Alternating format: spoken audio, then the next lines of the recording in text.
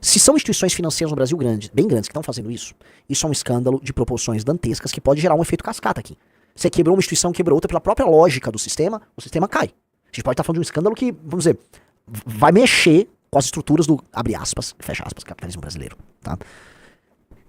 Precisa ser bastante relativizado. Então, esse escândalo, né, eu tô muito curioso com esse número de 90 bi, tá? Quero crer que não seja isso, porque as consequências disso seriam colossais. Quais são essas empresas? Agora as investigações avançam para um outro tronco, que mobiliza valores muito maiores. É o tronco dos empréstimos consignados. O que é que acontece, gente? São empréstimos que são colocados nas contas dos aposentados e que muitas vezes eles nem sequer foram solicitados. Quando eu digo muitas vezes, eu trago dados. Só em 2023, segundo uma auditoria do Tribunal de Contas da União que eu tive acesso, 35 mil aposentados e pensionistas foram aos canais oficiais dizer: caiu um dinheiro na minha conta que eu não solicitei e eu não quero esse dinheiro. Jogaram um empréstimo e estão descontando na minha conta valores por um empréstimo que eu não pedi. Pera um pouquinho, entrou o empréstimo então? Sim. Tinha uma discussão, porque eu ouvi falar dessa história, Rinzo, eu tava discutindo hoje de manhã com a galera, que tinha uma versão de que não havia entrado dinheiro. Eu vi comentários nas redes sociais de pessoas que falaram que não entrou dinheiro, mas estavam cobrando empréstimo. Vamos lá, só pra começar pra galera, vamos explicar passo a passo. Galera, digite 1 se você não sabe o que é crédito consignado, e digite 2 se você sabe. Porque eu quero explicar, porque às vezes as pessoas estão, às vezes tem uma molecada de 15 assistindo live, 18, 20, às vezes não sabe, às vezes é um termo, sabe, um termo críptico. Muita gente sabe. Tá, tem bastante tem pelo menos 30% de então eu vou responder, ó. Vou explicar pra vocês. Crédito consignado significa que você vai obter através de crédito, ou seja, você vai obter um recurso para pagar numa data posterior, em geral em prestações, você vai pedindo crédito, consignado a algo, ou seja, você vai consignar este crédito a uma garantia. E qual é a garantia? Porque ele virou uma modalidade que tem esse nome bem específico. A garantia é um recebível líquido e certo que essa pessoa tem. Então, em geral, um aposentado, ele tem uma garantia, ele tem um crédito líquido e certo junto ao governo, certo? Que é uma aposentadoria que cai todo mês. Então, o crédito consignado é um crédito que não tem risco, porque o pagador é o governo. E mais, o devedor, tá? Que é o idoso que solicita ali o crédito, ele não vai poder falar, não vai poder abocanhar, não. A modalidade do crédito consignado faz com que a retenção ocorra na fonte, e ao ocorrer na fonte, ela já tira o dinheiro antes desse dinheiro para esse senhor. Então, o crédito consignado virou uma modalidade no Brasil muito lucrativa, que muitas pessoas, assim, faziam dívidas, não sabiam entender a modalidade da dívida, nós não tínhamos educação financeira, e aí elas pegavam, Crefisa, várias dessas empresas, assim, elas pegavam uma grana, né, a valor presente, usava, e aí abatia da aposentadoria, né. Volto a colocar, é um tipo de empréstimo que o risco é muito, muito, muito baixo, mas que tinha gente que enfiava, especialmente se a pessoa tinha nome sujo, né? Muita gente pegava no desespero. Então, o que é importante colocar? Ela tá falando aqui que o dinheiro é depositado na conta. O que eu quero dizer é, onde tá a malandragem? A malandragem tá nos juros. Porque você joga ali, você vai ter um juros, o cara, né, frauda o contrato, e supostamente não tá rolando o golpe, porque, pô, uma pessoa recebeu. E aí fica claro, tá, que se houve realmente o envio do recurso, que eles vão tentar se escorar, não, você assinou sim, né, uma malandragem, e 2, na ideia de que, o brasileiro vai ver um dinheiro na conta, quer nem saber, o brasileiro, ele pensa sempre a valor presente, né, o brasileiro já quer o dinheiro agora, porque o brasileiro é imediatista, o brasileiro, aquelas coisas que eu já falei sobre conscienciosidade e tal, né, o brasileiro, foda-se, me dá esse dinheiro, que bom que aconteceu isso, é dinheiro. Quem é que vai reclamar que é o dinheiro na conta? Não é? Mas as pessoas reclamaram, tá, vamos ver ela falando, mas era importante vocês entenderem, pra vocês entenderem a modalidade do escândalo. 35 mil reclamações em 2023. O valor, em 2023, da movimentação com empréstimos consignados dentro do INSS, 90 bilhões de reais. Como é que Vamos lá. Volta um pouquinho. Mil reclamações em 2023. O valor, em 2023, da movimentação com empréstimos consignados dentro do INSS, 90 bilhões de reais. O escândalo atual trata de 6 bilhões. Em um ano, empréstimos consignados movimentaram 90 bilhões de reais por meio de empréstimos consignados. Pera, vamos lá. São 90 bilhões por meio. Ela tá falando de todos os empréstimos consignados que aconteceram no Brasil, ou ela tá falando apenas dos fraudulentos? Tem um dado que, assim, a fala dela não me parece precisa. Porque pode ter 90 bilhões em empréstimos consignados no Brasil e esses empréstimos terem sido autorizados, porque existe um mercado gigantesco. Eu volto a falar, Crefisa, várias empresas fazem isso. Agora, 90 bilhões de empréstimos contraídos de maneira fraudulenta ou 90 bilhões que é o montante total? Vamos lá, vamos prosseguir, vamos ouvir. E aí eu vou colocar tudo isso no blog, é por isso que o Valdo estava falando, eu estava ali escrevendo, ouvindo o Valdo, escrevendo e ouvindo o Valdo. Por quê?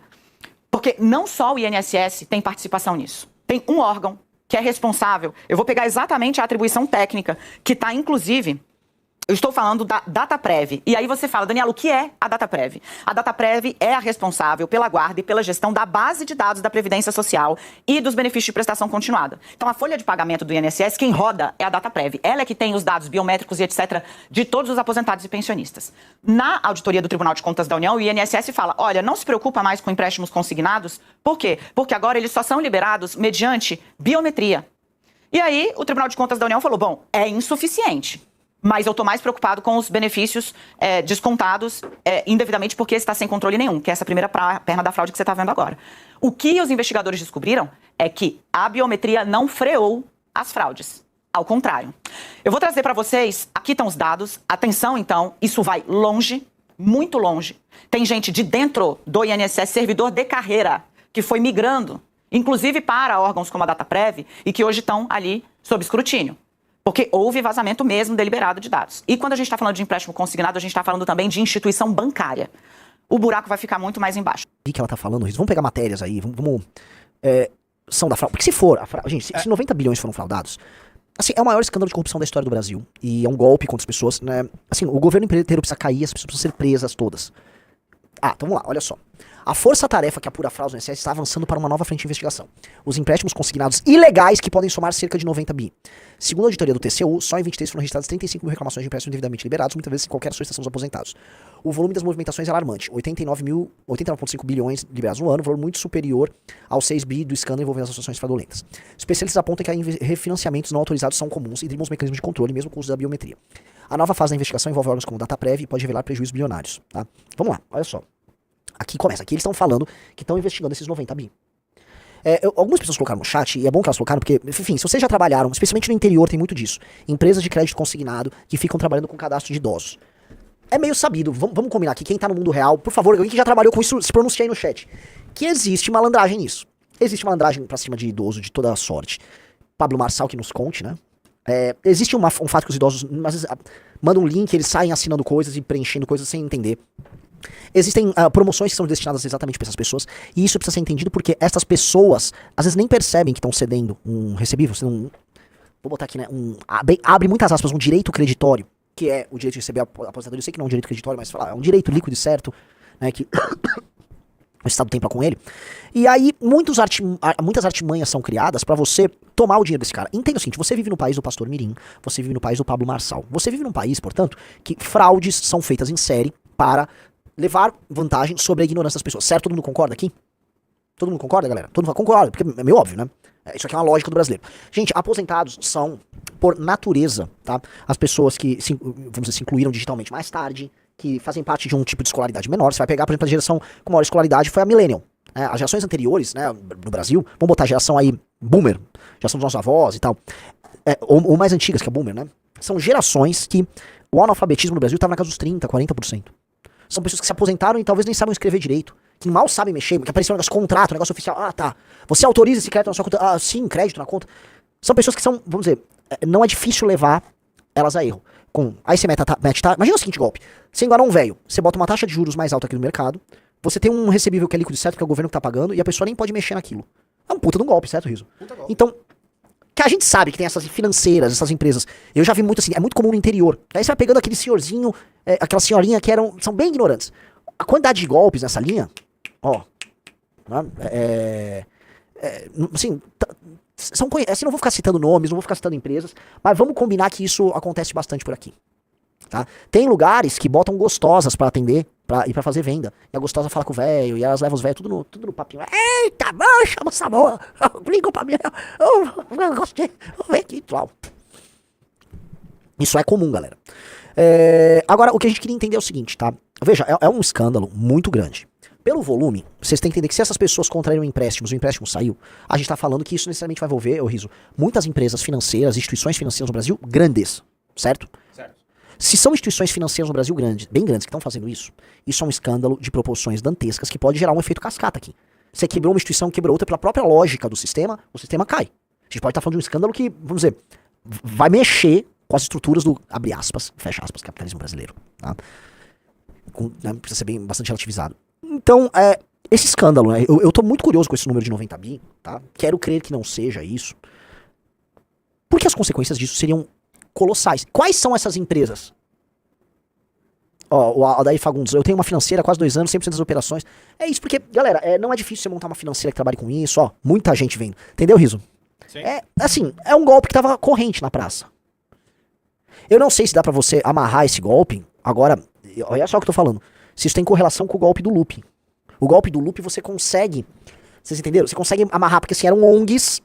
As ONGs faziam a operação. Quando eu digo associações e tal. Ah, pera. Riso vai me refutar, tô sendo refutado ao vivo, vamos lá. PF investiga elo entre farra do INSS. Ah, não acredito, cara. Nem quando eu tento, sabe, eu vou fazer um corte aqui pra poder analisar. Não, vamos lá. Entidades das fraudes dos descontos do INSS fizeram pagamentos a empresas que operam crédito consignado e ganham sobre. Ah, pera. Eu esqueci, é o PT, né, galera? Eu não acredito que estavam misturados os escândalos. Vamos lá, vamos ler. São Paulo. Quebras de sigilo bancário mostram que entidades envolvidas no esquema bilionário das fraudes contra aposentados, o esquema de 6 bi do INSS... Só 6 bi. Do só 6 bi. Fizeram pagamentos milionários a empresas que operam créditos consignados sob suspeita. As transações fizeram a Polícia Federal investigar a relação entre a farra dos descontos indevidos e os empréstimos feitos com segurados. A prática seria uma forma de as entidades conseguirem filiar ainda mais aposentados para cobrar mensalidades associativas por meio de convênio com o INSS. Estima-se que mais de 6 milhões de segurados tenham sido filiados a associações e sindicatos que arrecadaram 6,3 bilhões com descontos desde 2019. Tá, vamos lá. O escândalo do INSS foi revelado por Metrópole, blá, blá, blá. Beleza, aí estão lá vendendo o Metrópolis, mas prossegue. Farra dos descontos a crédito consignado. A suspeita é de que essas empresas têm sido contratadas para vender empréstimos consignados a aposentados e embutido indevidamente os descontos de mensalidade associativa à revelia dos segurados do INSS. Contratos mostram que as empresas lucram sobre cada novo aposentado filiado, beleza. Os pagamentos investigados foram feitos pelo trio de entidades Ambec, Unsbras e Sebap, que tem como diretores parentes até funcionários de empresas ligadas ao empresário Maurício Camisotti, investigado como beneficiário final dos descontos das associações. Então vamos lá, o empresário... Quais são as empresas Já abre um Google ali, vamos ver quem é Maurício Camisotti. No total foram levantados pagamentos de 15 milhões a 2 empresas de venda de crédito consignado. Uma delas, a HKM, pertencente ao empresário Herbert Kirstenson Menock, que foi gerente do BMG. Nossa, o BMG, assim... BMG na Lava Jato, BMG tava no mensalão na Lava Jato e agora nisso aí. Um contrato entre o empresário e a Sebap mostra que a empresa atua para que os vendedores de consignado ofereçam juntamente com os empréstimos a filiação às entidades que aplicam os descontos, entendeu? Então veja só o esquema, aquilo que eu tava falando. Vendedores malandros, né? Eles vão enfiando, eles vão embutindo coisas que o aposentado não percebe em um empréstimo que é empurrado pra cima do velho, entendeu, Riso? Sim. Um contato entre o empresário e a Sebap mostra que a empresa atua para que os vendedores de consignado ofereçam juntamente... O acordo prevê que as empresas fiquem com a primeira mensalidade obtida de novos filiados, além de 30% das seguintes. Outra empresa é o Balcão das Oportunidades, que também se diz um correspondente de créditos consignado do BMG. Essa empresa recebeu 5 milhões somente da Ambec e tem contratos milionários com a Sebap. Como o Metrópole já mostrou, outras associações têm relações com empresários do setor. É o caso da Amar Brasil, da Masterprev. Todas elas têm esses quadros diretores familiares do empresário Américo Montifilho, dono de empresas de crédito consignado. A PF também... Vamos lá. A PF também mapeou repasses, tá, vamos lá, 320 milhões. Mas por enquanto os números dos repasses eles estão pequenininhos quando comparados ao volume total dos empréstimos contraídos. O advogado Conrado Gontijo, posso falar, um dos melhores criminalistas do Brasil, tá, conheço, que defende Menock, afirma que a defesa dele está tranquila em relação ao que consta dos autos e totalmente à disposição das autoridades para qualquer esclarecimento que seja necessário. A HKM recebe valores de seus clientes por serviços lícitos, efetivos e comprovadamente prestados. A empresa não tem relação com qualquer suposta irregularidade e sua atuação é pautada pelo respeito absoluto à lei. O BMG informou à reportagem que Menotti não pertence aos seus quadros desde 22 e que ele não mantém vínculo com qualquer natureza com este grupo desde a referida data. O banco afirmou que desconhece os fatos relacionados à farra do INSS. E aí, Rizão? Quero saber. Muito estranho, muito estranho, muito estranho. Ó, mandaram uns pimbas interessantes, né? Foi abrir a porteira aqui, ó. O Pablo Leite mandou aqui falando: Renan, fui gerente de um grande banco e as artimanhas para enrolar os aposentados são inúmeras. Quando o governo aumenta o percentual dos consignados, os bancos fazem a festa. Franquias menores como o BMG de crédito, a farra é muito maior. O Bruno Henrique falou: sou professor de um núcleo de prática jurídica e a fraude de consignado contra velhinhos é uma epidemia. Por semana atendemos pelo menos 10 aposentados que não reconhecem ou foram engambelados. Galera, esse é um dos golpes mais comuns do Brasil, galera. Lembra do golpe do Pablo Marçal? Que ele pegava os dados da pessoa, ele roubava, era um trojão, ele roubava os dados pra roubar a aposentadoria. Uma coisa pra gente ver, né? Existe uma coisa que chama-se aposentadoria. Aposentadoria é um direito líquido certo que idosos têm aqui no Brasil. A aposentadoria cai na conta do velho, o velho não sabe mexer, é digitalmente tosco, né? As taxas de analfabetismo e escolaridade, o analfabetismo é alto e a escolaridade é baixa pros idosos, né? Então, você tem ali um caldo, assim, pessoas, coitadas, com dificuldades de manejo digital, ignorantes em muitos termos, com baixa escolaridade, com direito líquido certo, um dinheiro que cai na conta deles. O que acontece? Isso gera um estímulo econômico para pilantras todos irem tomar dinheiro desses caras. Sacou, Riso? Saquei. Concordam? Então você cria mercados inteiros para tomar dinheiro dos outros. Mas veja, isso não termina aí. O Riso vai botar aqui. Vejam o tamanho do estrago. INSS, filho de Lewandowski, advoga para 2 entidades na mira da PF. A Associação dos Aposentados Mutualistas para Benefícios Coletivos também é representada por Henrique em ação tecido que apura descontos irregulares. É a cara do atual tribunal superior, do atual STF, e a cara desse atual governo, né? Com o ex-STF Ricardo Lewandowski, cujo filho, veja só, advoga para essas associações que são investigadas por um esquema com o governo do PT. Ah, não, ele é só um advogado, sim. Sim, só um advogado. E eu sou um... Como é que é? Eu sou uma Volkswagen Kombi. Eu volto a colocar. Esse escândalo, ele tem características que, caso não seja abafado, podem estourar o país, tá? A gente tem que ver porque assim, todo escândalo de corrupção ele acaba encontrando um nódulo político necessário. Porque, por exemplo, ora, será que o INSS não percebeu isso? Será que o Dataprev não percebeu isso? Veja, os caras, hoje pra você fazer realmente empréstimos consignados, você tem que ter biometria, você tem que ter todas essas coisas, beleza. Foi feito isso talvez pra evitar a fraude em escala, certo, Riso? Certo. Agora, alguém detém essas biometrias. O Dataprev, ele detém as biometrias, ele detém os dados. E se alguém libera esses dados e alguém faz isso? Porque tem muitos aposentados que dizem que não contraíram o empréstimo, certo? Não contraí. No caso do escândalo do INSS, que a gente estava comentando, o de 6 bi, o papo era o seguinte, houve falsificações. Tá, e esse aqui? Houve falsificação ou houve uma coisa mais sofisticada? Alguém duvida que você pode ter esse tipo de intercâmbio de informações? Quais são os agentes públicos envolvidos nisso?